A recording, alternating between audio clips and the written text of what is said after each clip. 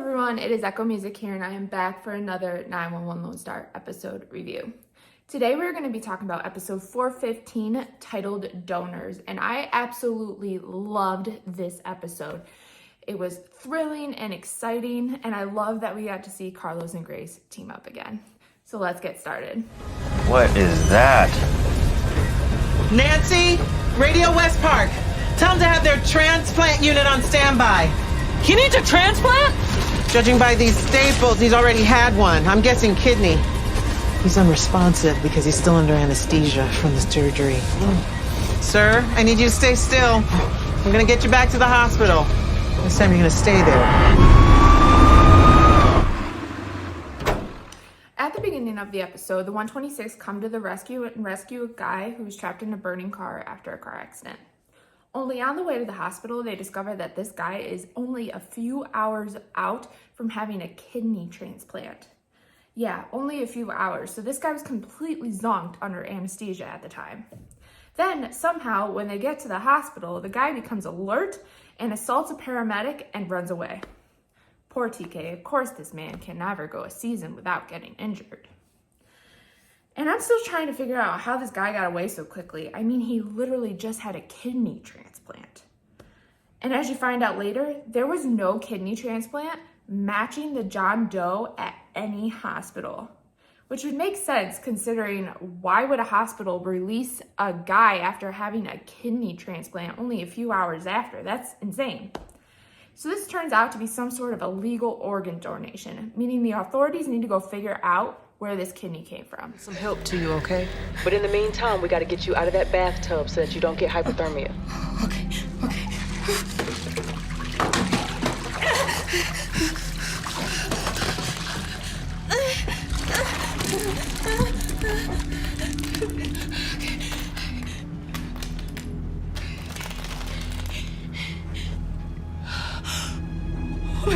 Oh my God!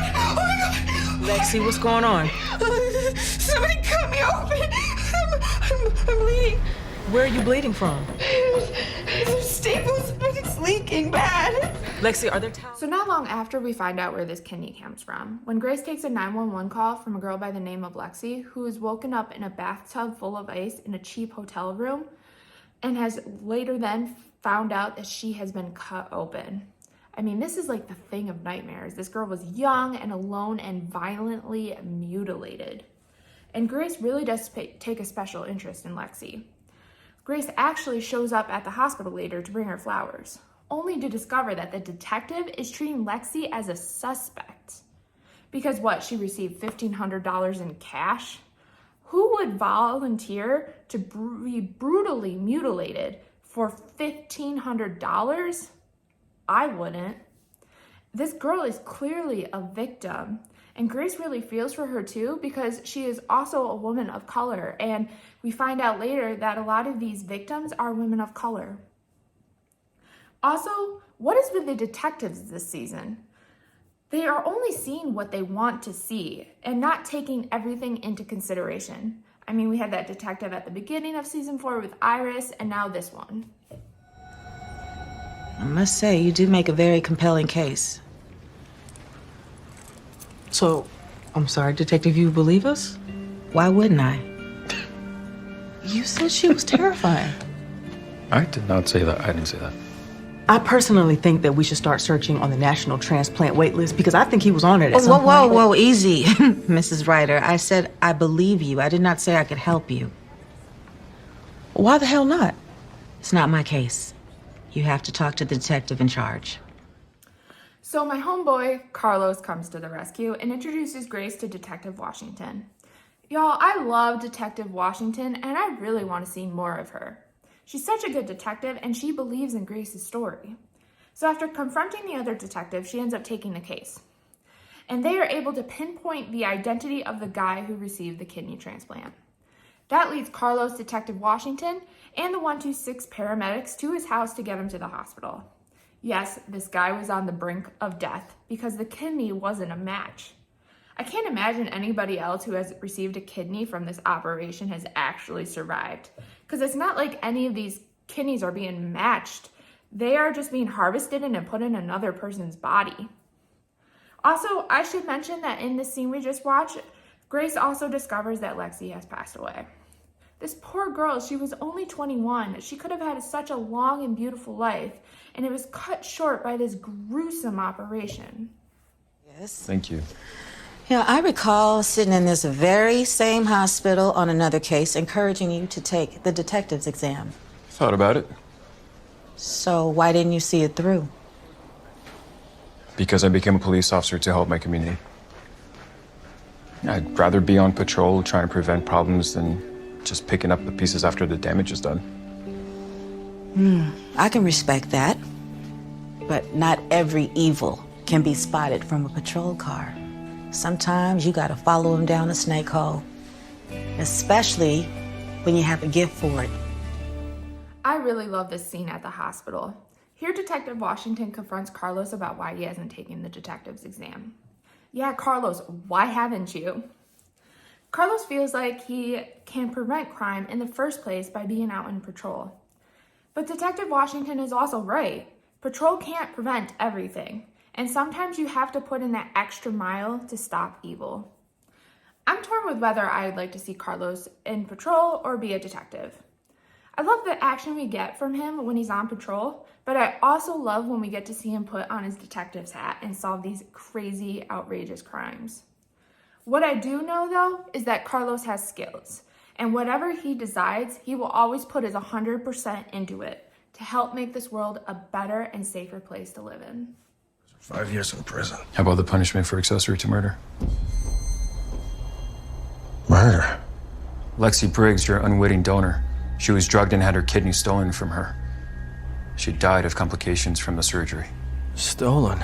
They said that the donors were all on the same page. They said that they willingly sold the kidney for $60,000. And everybody was safe. Lexi woke up in a bathtub full of ice in a cheap motel with $1,500 on the nightstand. She was 21 years old.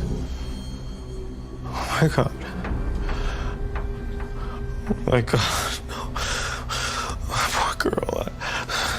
I would never have gone through with this if I'd known. Then prove it to us by helping us get justice for Lexi.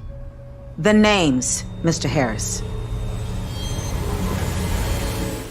So Carlos and Detective Washington end up confronting the guy who received the kidney. At first, he refuses to give the names of the guys running this ring. However, once he finds out that he could be charged with accessory to murder, he changes his mind. Yeah, that's going to mean a lot more jail time for him. I hope this guy feels guilt for the rest of his life for what he did. At least, that leads Carlos and Detective Washington to a dentist's office to raid the illegal operation. They were literally just getting ready to do another transplant. However, they were waiting on the donor. But where is the donor? Guess you have some friends in town after all, huh? Open the door. Open the door, Jim. Open the door! Open the door! The police are already on their way, please. Mike, don't do it. Please. Huh? What the hell? What the hell did you do to me?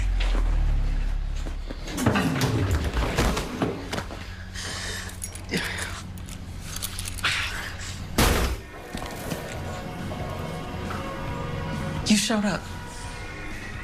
Yeah. Looks like I missed the fun part. You okay? Yeah, I'm fine. What happened to him? I think somebody switched his drink. Yep, the donor was going to be Grace.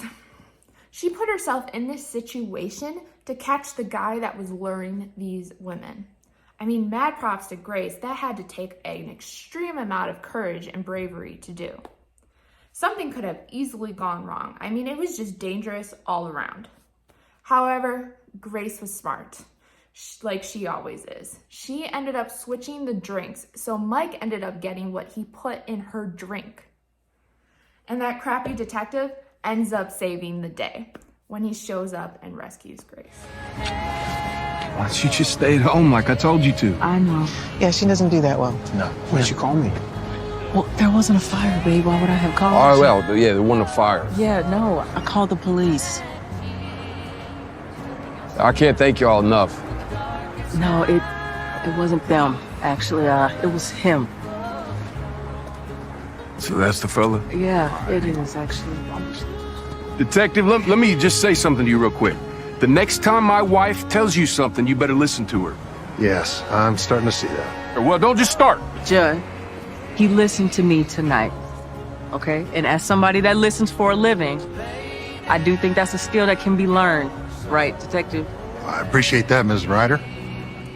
At the end, we see everyone praise Grace for her hard work in taking down this organ trafficking ring. Grace, the humble woman that she is, didn't want to take all the credit. But Grace, just take the credit. You are one hell of a woman. I love how she confronted the detective too in this scene about his listening skills. I'm a firm believer that listening is one of the greatest skills one can have. You never know what someone is going through, and it's important to just listen.